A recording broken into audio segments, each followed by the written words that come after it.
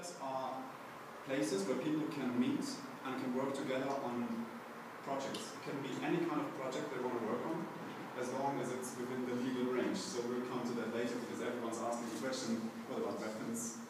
Do you print weapons? No, we don't. Okay.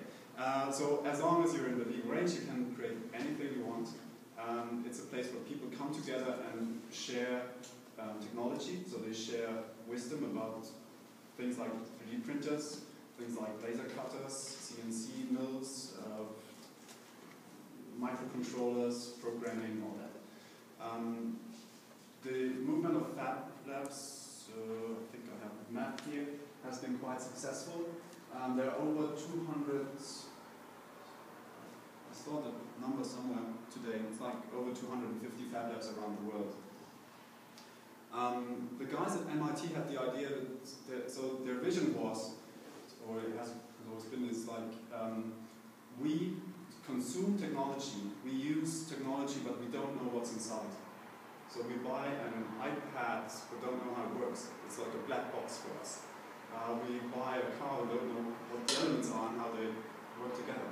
So they say it's not that complicated. You just have to have other people who tell you how it works, and then with a little bit of reasoning, you could find out how it works together, and you can build your own MP3 player, or you can build your own car, or whatever you like.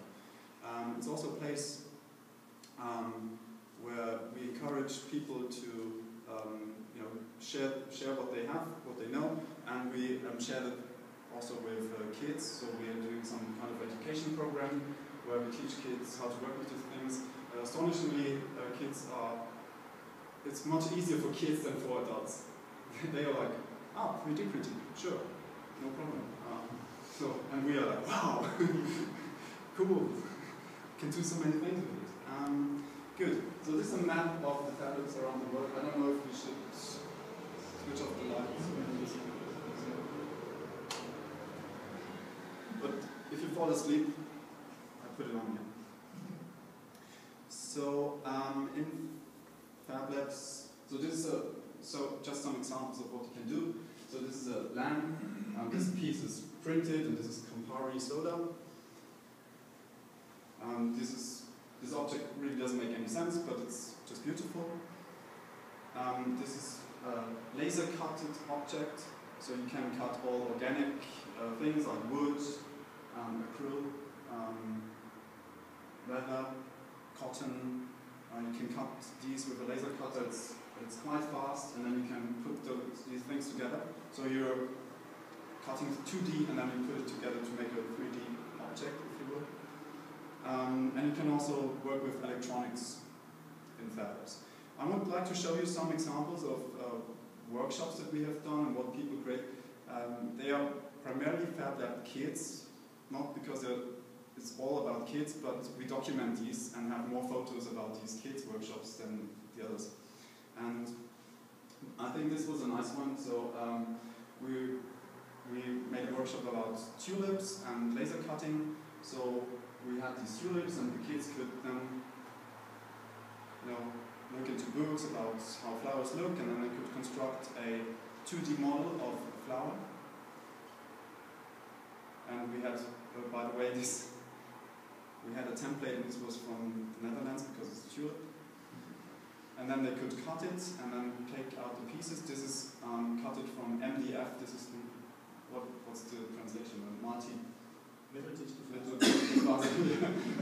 Middle density faser.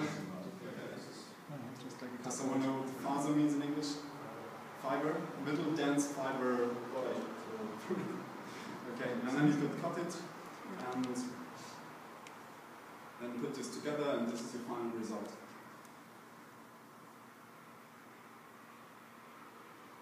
And he said it's an ananas. It's not a tulip. So just to give you some other examples, what people really like to do is like having name tags that they laser cut.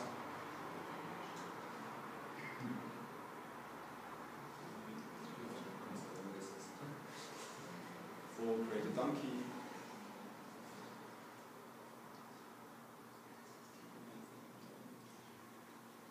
by the way, we found that when we give kids the access to the internet, what they create is Apple logos, Samsung logos, a tank,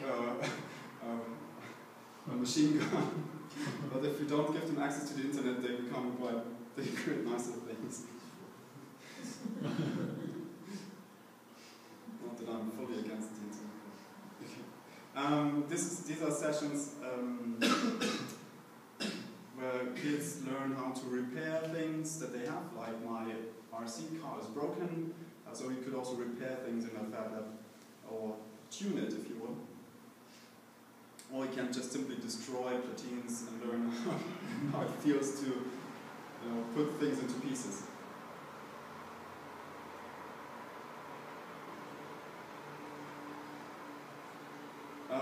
FabLab is not only about high tech, so you can do literally anything. So this was a workshop where we were more into like scouting and just doing nothing with electronics, no power supply needed. Just learn how to mount things together and create a cool structure from just some pieces of wood or bamboo or metal and a rope.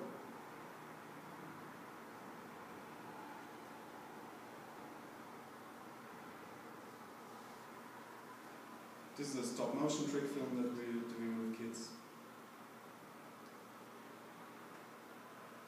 And I really like this where this electronics is the background for a scene with Lego things. And they found that we have something like a turbine, it's cool in the background. This is something that, a workshop that we've done with an artist. She was from Denmark. Andreas, you remember the pancake thing? She's from Denmark, I guess. So what she's doing, she's taking a picture of you, and then she's creating the outline of your face. And so you have this outline, and then she's putting it on plates, and then we're making pancake. And then we take some sugar, so powder sugar, and we put it onto the pancakes. And you see that's how it looks. Is that the nice pancake?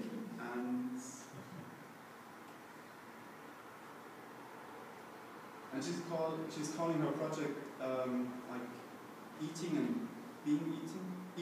Eat and being eaten. Yeah.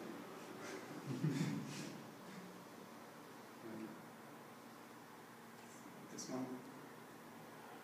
And this is an example with electronics.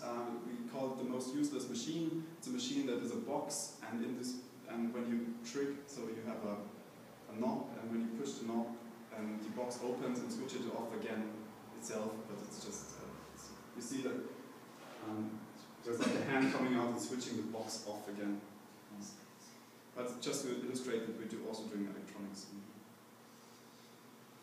Good.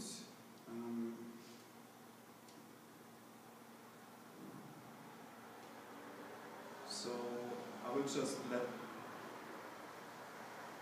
these run as a slideshow maybe. Well, here are some things that we've done in schools, just let me quickly go through them. So I think you got the idea of a FabLab. Do you have questions on FabLabs in general? So in Munich we are 100 members. FabLabs can be organized in different ways. We are gemeinnützig. What is the term? Non-commercial. It's like, yeah, it's non-commercial, and we're doing something for the public, so you can deduct the tax in your tax declaration. And FabLabs can also be commercial if they want. I've traveled a little bit around and visited FabLabs in the Ukraine and in the United States. And I found that FabLabs around the world are a little bit different. So in the United States I visited one in Boston, and it was much more into startup businesses. So they were sharing machines and they were creating new businesses. They were creating canoes and robots, and one was repairing espresso machines. So whereas we in Munich, we are more like, we're more about the technology and doing workshops and learning, but we're not so much into the business aspect of it. I also visited one in a rural area in the United States where people were quite poor. There was not much of work, so there were not many companies there where you could be employed. And there, the FabLab had much more of a sense that you would repair your things. So they had everything. People were repairing their cars, their motorcycles, their coffee machines. So it was more like a repair cafe. So this is what I would like to tell you about FabLabs in general, and now there's like this big hype going on about 3D printing. So I brought a 3D printer here and would like to show you how 3D printing works, because 3D printing is in the press a lot and everyone's talking about it, so I thought I would give you some insights into how it works and what's working in a good way and what's working in a bad way. Okay? Good. So let me put this up again.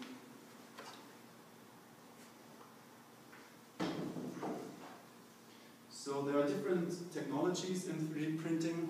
The one that we are using is melting. So we have this melting plastic. So we have it on a roll here. There are also machines that use sticks, but these are like on rolls. There are two materials that we are using primarily.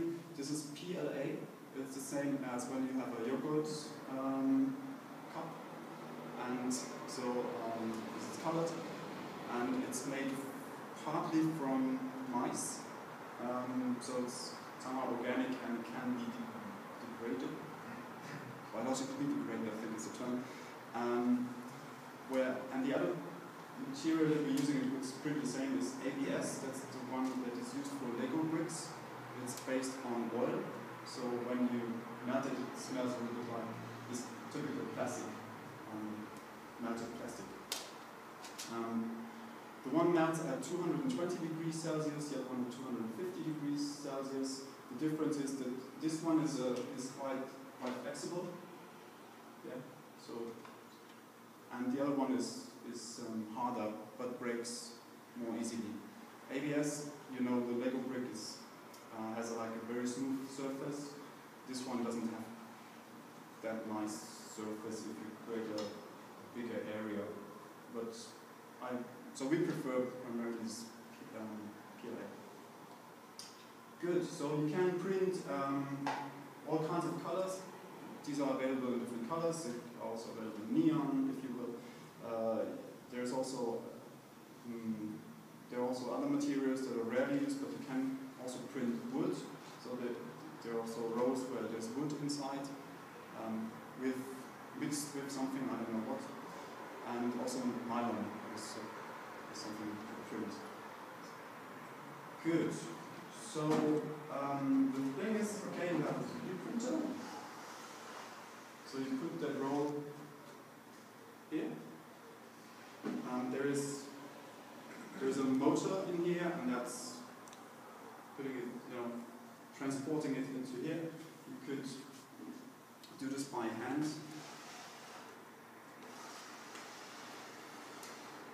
I feel like I'm selling a washing machine. So you could, just turn the wheel, and this would create some pressure here, and then there's a block that is melting. This is melting it. This is this silver block in here. You see that? Don't be afraid, it's not exploding. Okay, so you see it. So there's this silver block. When we print, don't touch it because it's very hot. I always tell the kids, but there's always one kid touching it.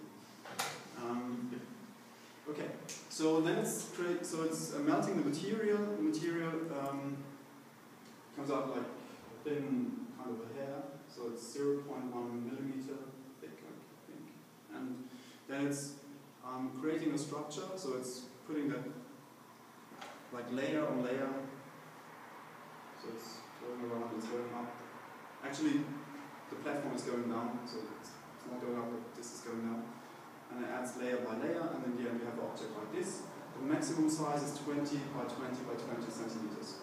So it's like, what's in this cube? I would like to show you how it works in the software, so that you get an impression how you would create an object and then convert it into a format that is understood by the printer. And then we can talk about the interaction design. Good. So first thing I would do is when I create something myself, I would launch an application that's made to create 3D objects. I could use, for instance, Sketchup, formerly Google Sketchup, now Google Sketchup. I could use, so that's for free. Autodesk 123D is for free, and Geck, these are the main applications that are for free, or Blender, as you would. Okay, and then, so what I would do in here is so yesterday we had these guys from Welt der Wunder in our FabLab, and they created something like a documentary on us, and so we created a Welt der Wunder cookie cutter. This idea came up because I created a Alfred Hitchcock cookie cutter, and so they liked the idea, and then we created this Welt der Wunder cookie cutter, so that's what I did yesterday. So you would start creating a circle, so probably most of you are familiar with this, and then you would just extrude it, and you could do, and I imported the logo and just did the same with that one, the logo, and then I did extrude this, and then I merged the two together. Okay, and then I have a cookie cutter. Sounds quite easy, but it took me an hour to do it because the format that was created by Sketchup wasn't right, and I found that it really depended on how I merged the things together. So if I do the logo first and then add the plate, it would destroy it. If I would create the plate first and then put the logo on top, then it would work. So it took me really an hour to find out. So there's still, the software is still being, it's buggy in a way. Okay, but now I need to have a mouse.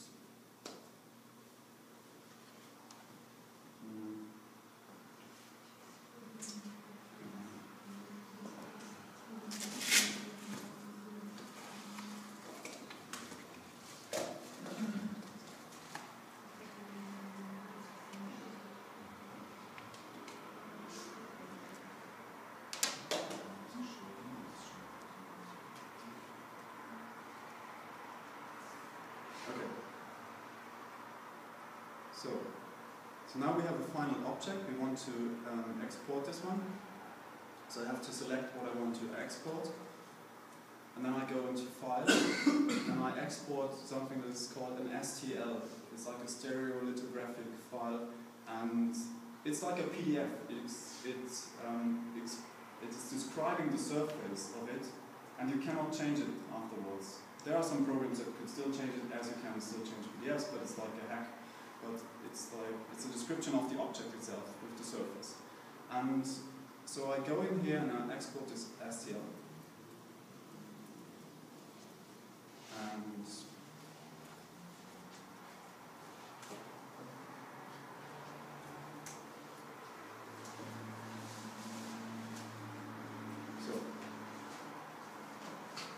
I put this onto the desktop.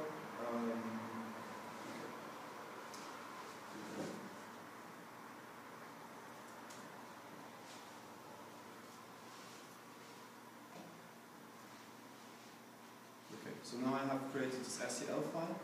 I have to, but I can't give this STL file to the printer. It doesn't understand it. Because the printer needs other information. The printer needs the information like what's the temperature that I should heat up, when should I go to what coordinate, when should I go up the next level, what should I do. So this is just a description of the object, but not telling the printer what to do. So the next step is to have to start a software that is converting this into printer language. And this one is Cura. It's coming for free with the printer. It's an open source project. It's funded by the vendors, the Ultimaker vendors. By the way, this is a printer that in this form has been designed in a FabLab in the Netherlands. Okay, and now I have imported this into Cura. And you can see this is emulating the printer bed. So it looks like the printer that you see. And the blue cube is the area that we could print in. Okay, so sometimes the objects are imported, but they are flipped upside down. Okay, so this happens frequently. That's why I would have to rotate the object.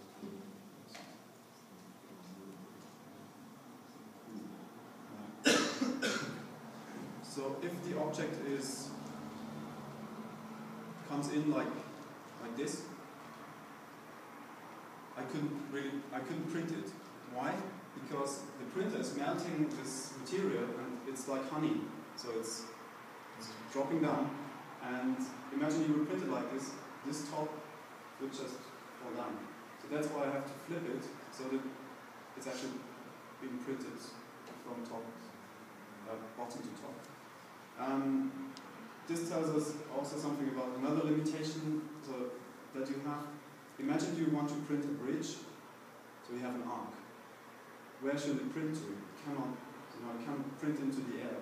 So now you have the option that you lay the bridge on 90 degrees and print it like this, or you create a support structure. So you tell the software I need a support structure, please put something below, and it's printing thin stems that you could afterwards just remove, and then you have to cut them out and polish it again.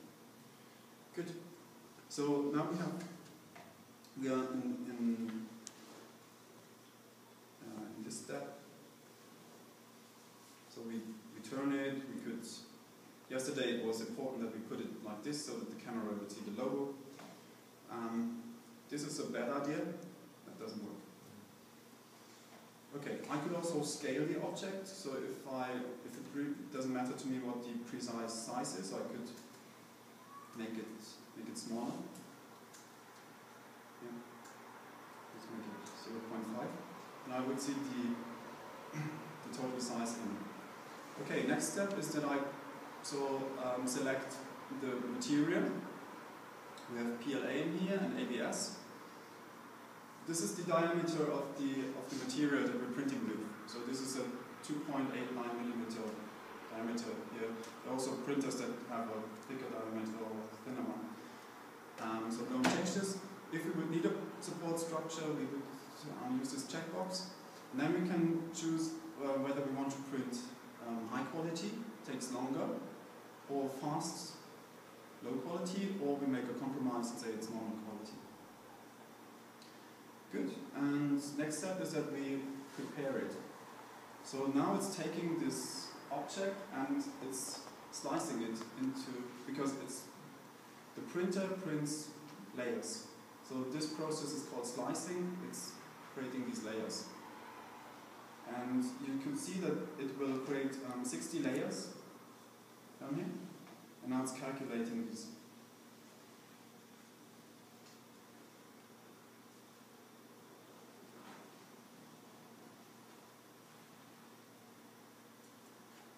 In the meantime, I take the SD card because I will transfer the file using the SD card.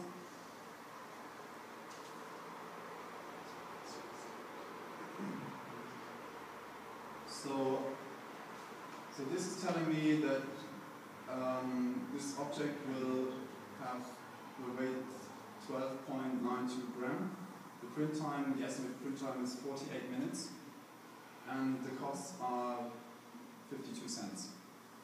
So I've calculated with 40 euros a kilogram, which is quite high. Normal is the price is 30, but just to include the other costs. And now you could see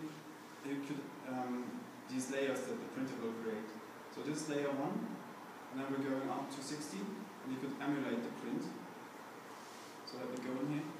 The blue lines is where the print head would just move without doing anything, and then it's creating layer by layer.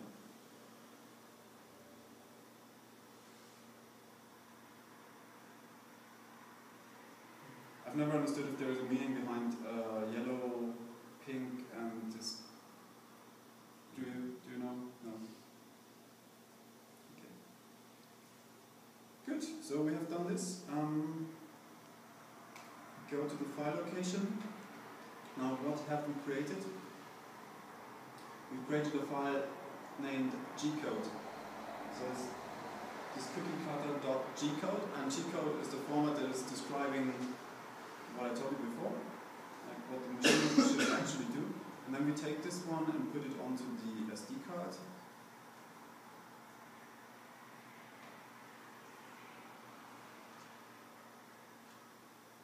And the next thing we have to do is to preheat the printer. So we switch it on.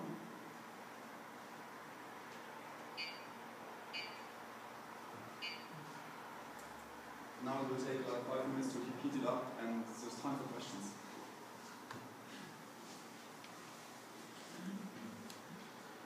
Well, who wants?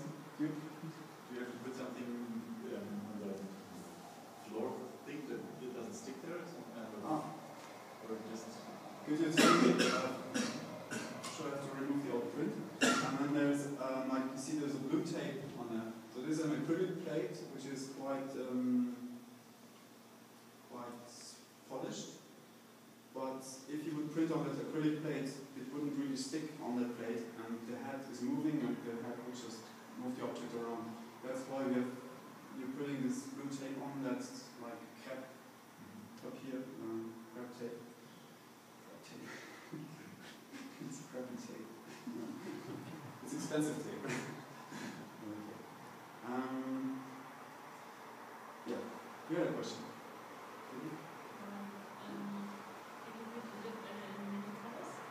Different colors. The color comes from the roll, so from the material. So I could change it. This is what I did before. Before I had a red one, and I changed it to a white one. But when you're printing an object and you would stop, then you would get an artifact where you stop. So yes, you can, but it may create something that you don't want. If you really want to change the color, then you may create your object in a way that you would stop at a certain position, maybe. Try to, and then so it doesn't disturb so maybe the inside. You can program this, like make a stop there. And Andreas, you have used the pause feature? No, what you can do is actually make two objects, print both in two different colors and glue them together or snap them together, something like that. But one print is always basically different color. This structure where I think there was just one checkbox where you said you need a supporting structure. Is it clever to do this, or is it better to do it on your own because you know probably where to put it? I would tell the software, just let the software decide, because it's analyzing the object and it's marking the areas that you would need a support structure red, and it's just creating these things below. So now I'm turning the wheel, and you can see that there's something coming out. It's not hot. And that means it's hot enough. And then I go into the card menu and select this cookie cutter. And that's it. So I've done my piece, and my machine will do the rest. You had a question? Well, the process that you show looks actually fairly easy, and I kind of think, I could easily do that myself, just 1, 2, 3 steps. And when people come to you into the FabLab, what do you usually say? Where's the biggest pitfalls in this process of actually printing out this cookie cutter? Because you said yourself, actually at some point it took you hours to figure out what the problem is. What problems do people usually run into? So the printing itself, like taking the STL, converting it into Gcode and printing it, is not that much of a deal. That's the easy part. I think the more difficult part is, like, how do I create the object? How do I work with this 3D program? And what can I do and what can't I do? So sometimes you have a vision, you have an idea of what you want to create, but then people start creating this and say, Martin, I want to print this. And I say, you can't print this because you have these overhangs and you have to, put it into 2 objects, as Andreas said before, and then put them together. And then if you want to put them together, you also have to think about how you would do this. Would you use a screw, or would you use a snap mechanism. So this is the point where it starts to become engineering, because then you have to think like, what would the object do if I try to snap something in? Is it flexible enough? Is it not? How do I create this? So I believe it's more about this process of actually creating the object and thinking if it's printable. Okay. And the software that you get, does it have any support features? Like you said, the support structures, for example, does that happen automatically? Yeah, that's happening automatically in this Kuba software. I don't know if I have an object that needs support structure. Yeah. Okay, here's maybe something.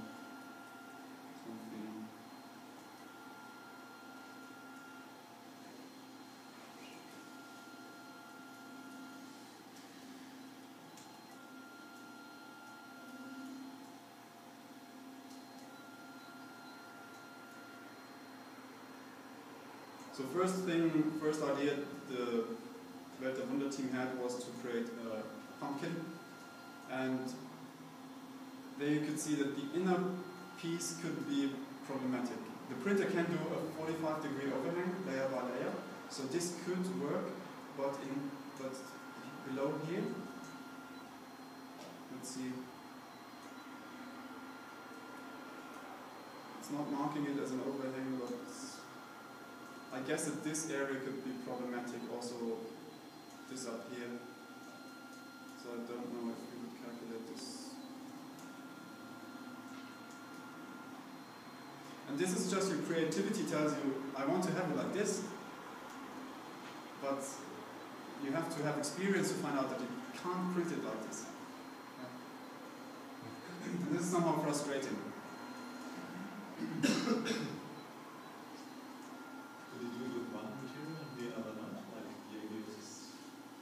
Flexible, so you could do some kind of overhang with the other one not? Or is it quite similar? With the materials, it's the same. In this case, I was thinking about like creating two objects, like creating this and putting it in there and then gluing it. But then, yeah, it would be two pieces. And they have to fit together. So that's where it's becoming kind of an engineering experience. Are there some kind of libraries where you have like snaps already predefined, or is it something you need to define? Oh, good idea. No, not that I'm aware of. Andreas, do you know? No. Well, I guess in some like professional cut programs there is stuff like this, but not in the easy entry level program. Oh yeah, another point that I want to make is you see that this object is not very smooth in the edges. This is something that comes from Sketchup. This is a circle, and you see that it's not really a circle, it's lines, it's a polygon. Now, Google Sketchup is not very good at making circles. And I think that they want, I don't know if this is something that's in the pro version, sometimes they make things worse than what they could be, just because they don't want to cannibalize the pro products that they have. There is this product from Autodesk, it's 123D. I really like it for constructing things, but then there are key features in there that are missing, and I think like, how could you not rescale something? You know, you have to create it again. And it's just like they're telling you, use our pro product, you know? So that's really annoying. And that's also getting frustrated if you see that the features that I want are in the €1,000 version. But I just want to create something very simple.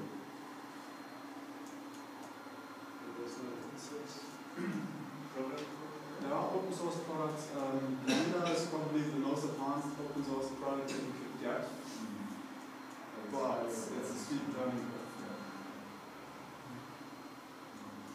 How much does the workflow depend on the specific printer you have? Or is it basically the same for all printers? It's basically the same for all. Yeah. Do you agree on this? Yes, well, at least for these like semi-professional printers, which you get for, let's say, less than €2,000, there are like different ways or different kinds of 3D printers which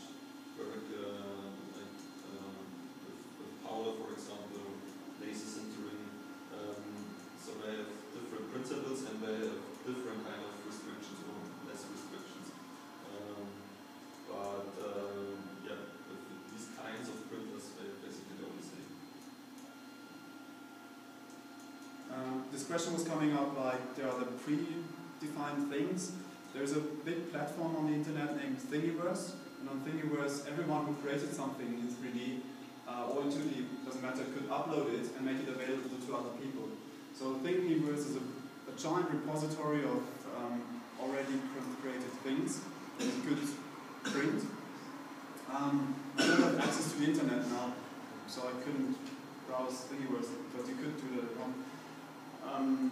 The problem that I see with Thingiverse is that many objects are not what we call parameterized, so you could not change them afterwards. You may be able to scale them, but imagine you have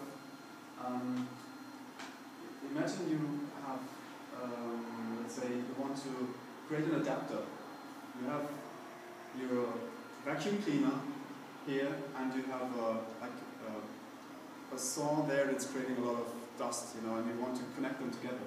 Now this one is from Makita and this one is from Bosch, and they don't fit together. Okay, so this is something that many people at FabLabs do. They just print their own adapter. Now it would be cool. But it would be cool if they would create it in a way, the object, that you could just give the 2 diameters and it's creating the object for you. You download it and you print it. They're going into this direction at Thingiverse. What's the name of this? Customizer, so that you could take objects that are there. Thing is that the one who created this object has to create it in a mathematical way. So it has to describe the object as an algorithm and not just go into Sketchup and here I am. Because these formats are all proprietary. You don't know how Google Sketchup works internally. You don't know how Autodesk works internally. And there is a guy from Austria who created an open source program, OpenScat, and that allows you for creating a mathematical description of what it is. And I think this is the way it must go forward, because then you could create any kind of object based on a template.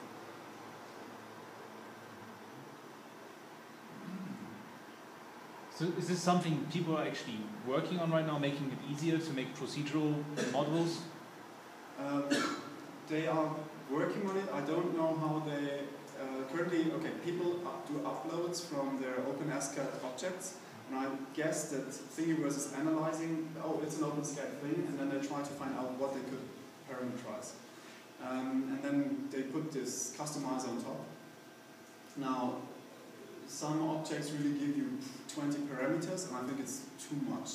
So if I just want this adapter, I need just 2 values, maybe a third one for the length, and that's it. This is a simple example, but I think it has to go into this direction, and they are currently doing it semi-automized. But the future that I see is that there is a platform where there are high-quality objects that you could customize for yourself, and it's ensured that they print out correctly. That's a big thing, so there's a big problem. Sometimes you could download objects, don't print, and you don't know why. And there's no rating mechanism. You cannot say it's not working. So this is like a big repository that's drowning in millions of objects, and the quality bar is quite low.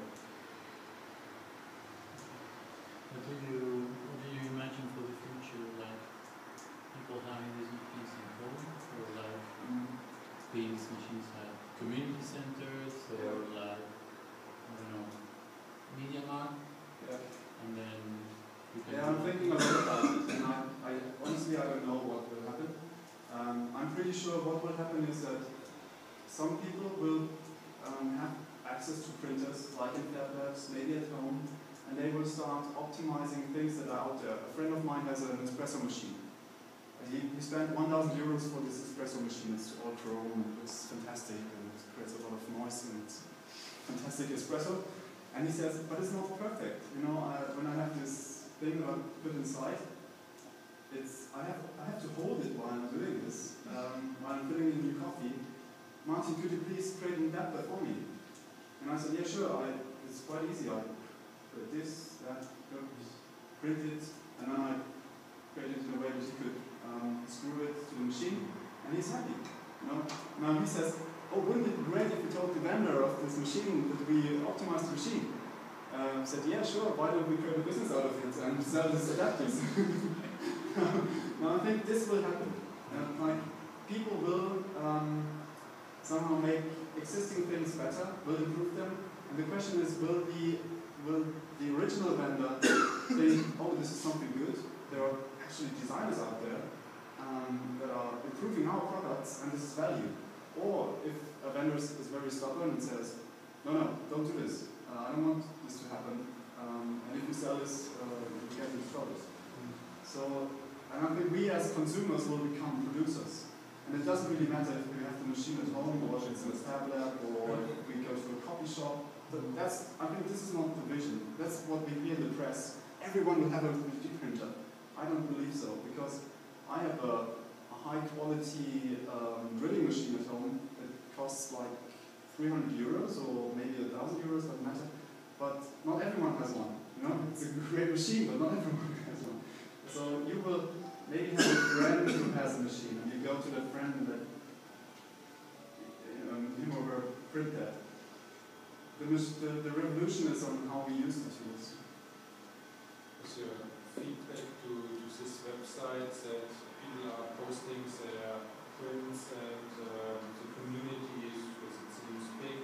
In comparison to this, there is MateBlog and Instructable, so very famous websites where people are publishing their own projects in a very successful way, with a mechanism to provide feedback, to enhance the project. So I do not understand why this in this community there's on one hand a very high level of technology which they love to use, but on the other hand they did not use tools to promote their own success. So Thingiverse is driven by the creators of the MakerBot, which is like the same product but in the United States. They have the same core technology inside, and I think that they're just overwhelmed with the success they have, and they have to sell so many printers, and they are clever. I mean, they created Thingiverse, and probably they're going forward in an agile way, saying like, let's do the first things first, let's create a platform, and then optimize the platform later on. So I think they will run into this problem of having low quality content in there, and then they will start having a rating mechanism, maybe a qualification mechanism, so that they can ensure that their platform is attractive. So you imagine that you have something like, say, in WordPress you have the free themes, and you have the themes you have to pay for, and then you have something on the market for designers who do the really high-end stuff where you can re-adapt it and it fits at the end. Yeah. You pay some money for it. The business model. An interesting business model is that there are companies like Shapeways.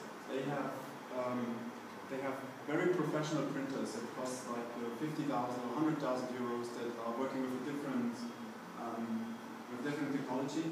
They have dust that they laser, and so it's create a high quality content, and they allow you to upload your design. So I could upload, if it wasn't here, so I could upload my design, and then say they would calculate the costs and say, yeah, your robot costs €1 to produce it, and then I could say, yeah, I want to have 50 cents revenue share, so we make it a 1.50 product, and whenever they sell one, it gets shipped to the customer, and I get that 50 cents. So it's like the Spreadshirt t-shirt thing. Is there a way to really copy things? Like if you really want to have a one-to-one copy of something, would you sort of really do it in Sketchup, or is it on like 3D scanner that you could use? Yeah.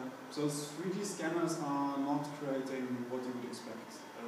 3D scan. So if I would take this and scan it, it would be quite fuzzy. So the edges wouldn't be sharp.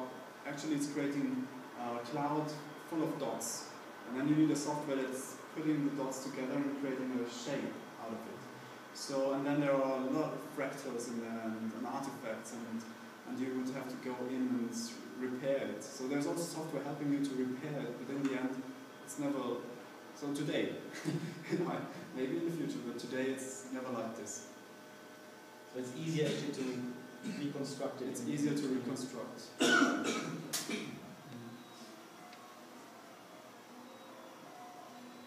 When you have kids coming into the lab, so which part of the process you allow them to involve in? When the kids are coming, Yeah. And they want a 3D print, Yeah. I have some photos here.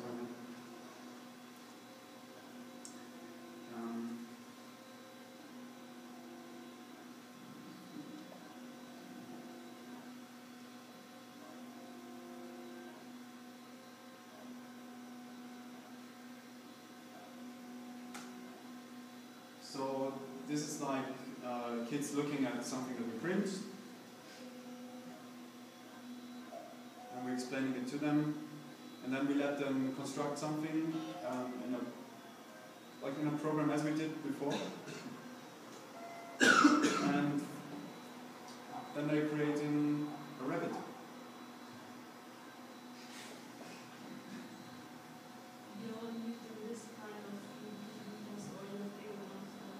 So we are using multiple of these. We have others. We have a gigantic one, and we have a smaller one. Currently, these are the ones we use most. So, does it answer your question? Yeah. I was wondering if they were playing also with the software, or how they were getting to what they wanted. They couldn't understand it, like they could put things together, and then they, they see that. I was telling them, just try it out. You will find out if it's working or not. They say, can I do this? And I said, try it out. Maybe it's working, maybe not. You will learn. And that's the spirit of FabLabs. Yeah. So in your experience, what is the maximum angle to print up? It's 45 degrees. 45 degrees. True. How precise is the quality? Let's say if you do a sphere, Yeah. would you see the layers? So it's 0.1 millimeter. Okay, so you see the layers. You see the layers. Have you had? It's not a clear, but I'm giving this around.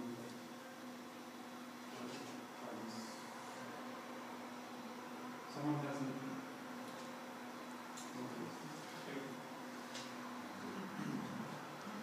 This is like how Google Sketchup makes it artificially bad.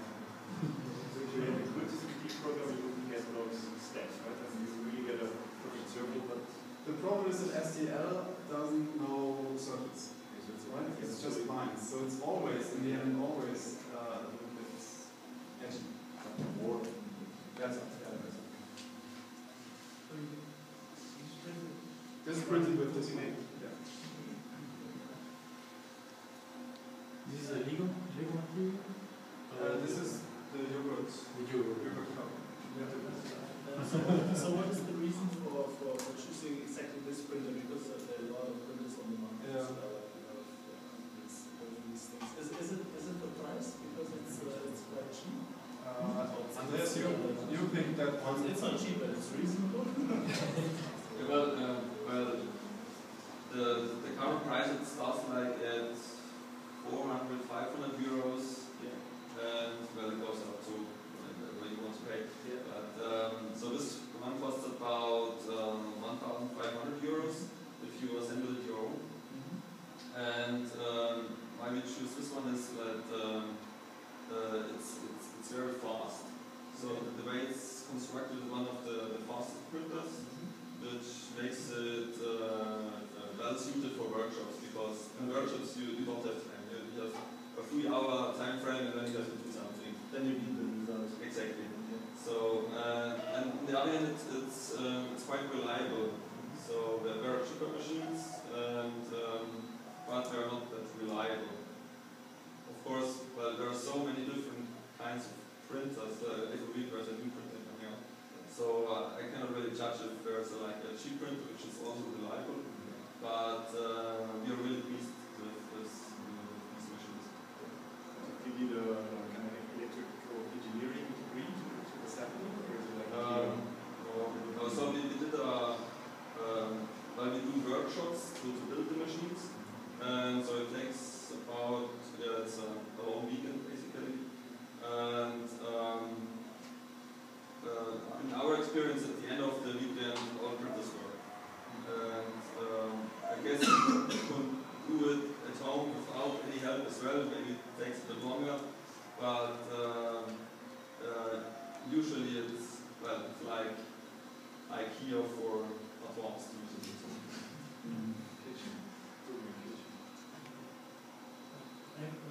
Yeah. So you were calibrating this machine, specifically to become this quality. I really think it's a really good quality. So Another printer would probably create something comparable.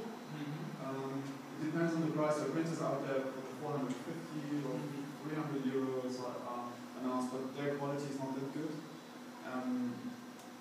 Now, in the 1,500 euro price range, you get this kind of results. I mean, do you tune it, fine-tune the machine, or do you assemble it and you get this quality? You assemble it. What you have to ensure is that the axes are 90 degrees, that everything is so in this, you could control the distances. There are these helping tools, and you could align things, so you have to, in a way, ensure that it's all aligned, that these belts have tension, but that's about it. And that the platform is really flat. So if the platform is tilted, it wouldn't print correctly.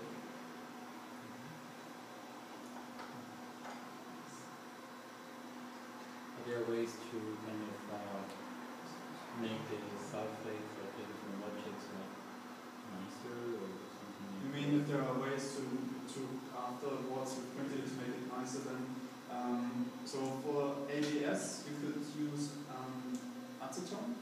Yeah, acetone, and you take the object. You imagine you have a big jar, a big glass, and you put this acetone inside, just a thin layer. You put the object on something like a grid, and then you heat it up so that there's acetone fume or dust, and then it's starting to melt the surface, and then it looks very beautiful on the surface, but it's melting also the edges a little bit. But it looks in the end like a Lego brick, very smooth and shiny. You have another question? Yeah, building objects out of metal is quite expensive still, so these are all like, what's the name? Sinter machines, right? Are there any machines for good price, building objects out of metal already? No, if you want to print metal, you would need this sinter technology. So that's like a chamber where there's metal dust inside. The dust sets, and then there's a laser going and melting the metal. And there's a new layer of dust and so this is quite expensive, and I think a machine that's doing it costs 100,000 euros. Yeah. So it's more than we have in our budget. Okay. What you can do is like a two-step process. So you print it in plastics and do a metal cast of it. Create a mold and then cast it. But isn't it also possible for any material that melts about 250 degrees? Or you could adjust the temperature. So if you put a funnel up here and put chocolate inside, you could print chocolate. So, but then you have to cool the chocolate. Are there other materials that you could think of?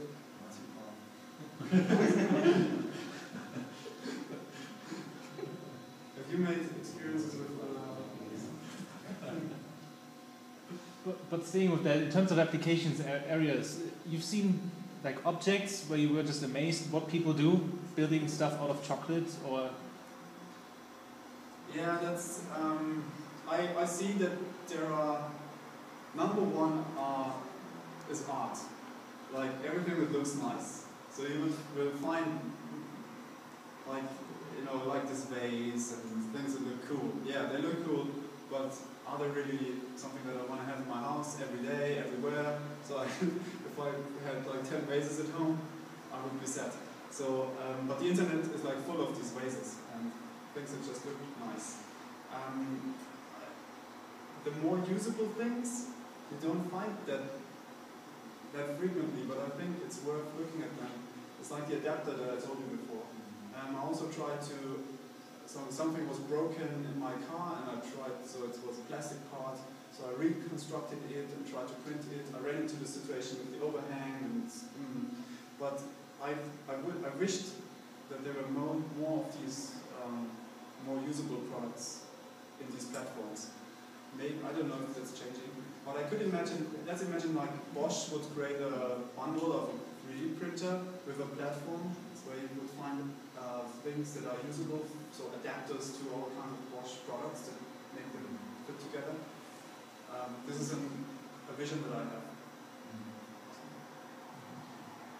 You carry your old machine that's 20 years old and you get all the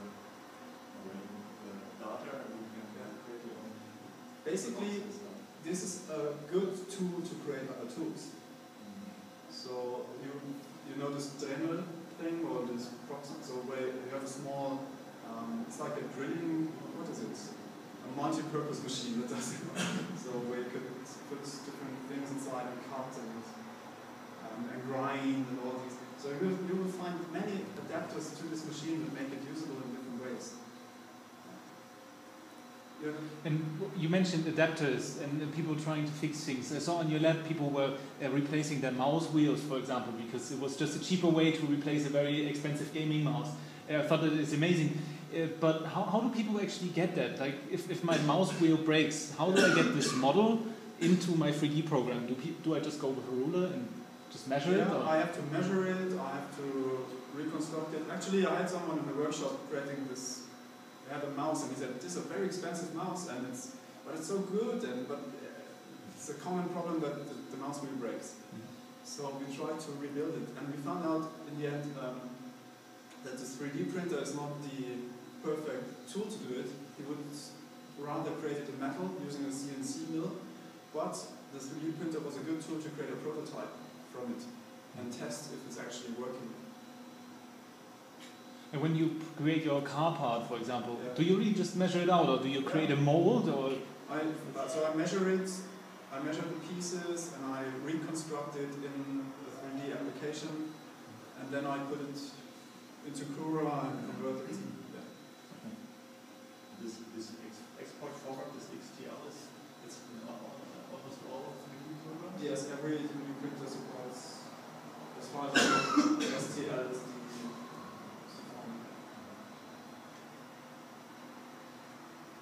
So this is good about it, because there's no locked-in mechanism. So you cannot really be a vendor and say, it's only Adobe or only Autodesk.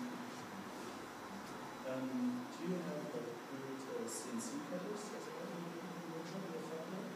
We have axle CNC cutters, things like this. So is this interesting as well for people coming to the FabLab? Yeah. Andreas, you will... Yeah, we're just about to get a new CNC mill. And it's a free access which is built to also do metal.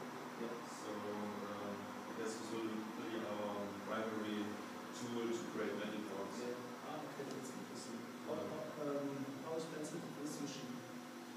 The machine we now bought is about 10,000 euros. And yeah, but we do not have it yet, so I think we will get it this week. Okay. And you'll see how it turns out. But I guess this is kind of like entry-level professional grading. It's 3 axis. Okay. But we found out that we have access to a 3-meter high robot. It weighs 8 tons. So someone told, this is really funny, when you're in a FabLab, you find people like, I have I have this gigantic robot, it weighs 8 tons and it's like 7 meters long.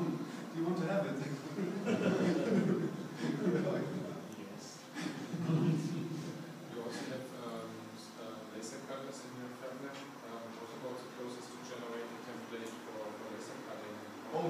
material. Yeah. So laser cutting is really a print experience. So you create a vector graphic. It has to be vectors because only vectors will be cutted. And then you just hit Control P, you print, a print dialog comes up, and all you have to select is like the material, and then you go to the laser cutter, and so it's like a laser is a light, so it has a point where it has focus. So you have to set the focus depending on how big your material is, and then there you go. So I wished that this experience for 3D printers would be much more like the experience that we had for laser cutters, where it's actually printing.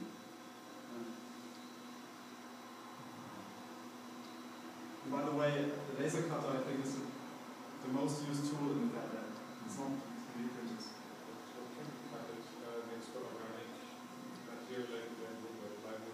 It has to be organic, and when you cut it, it must not create toxic fumes. So if you have wood, if you have leather, cotton, what else? Cardboard, paper, that is all good. Cork, what's it called? Cork in English. Someone know? Oh, yeah. Okay. What else? The vendor is plexiglass, of course. Plexiglass. You can actually cut different types of plastics, but some of them are toxic. Some of them don't work nicely, but plexiglass is a very common material to be cut with laser cutting. Especially for things